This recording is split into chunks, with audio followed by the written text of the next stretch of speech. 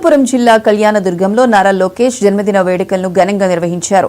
ఈ వేడుకల్లో ఎమ్మెల్యే అమిలినేని పాల్గొన్నారు. ఈ సందర్భంగా ఆయన మాట్లాడుతూ రాష్ట్రం అన్ని రంగాల్లోనూ అభివృద్ధి చేయాలనే లక్ష్యంతో పరిశ్రమలు తీసుకురావడం కోసం నారా లోకేష్ కష్టపడుతున్నారని అన్నారు. వచ్చే 2 ఏళ్లలో బీటీపీ కాలువ పూర్తి చేసి నీటిని తీసుకువచ్చి ఈ ప్రాంతాన్ని అభివృద్ధి బాటలో నడుపుతామని తెలిపారు. ఈ కార్యక్రమంలో సీనియర్ టీడీపీ నాయకులు, కూటమి నాయకులు, కార్యకర్తలు, మహిళలు పెద్ద సంఖ్యలో పాల్గొన్నారు.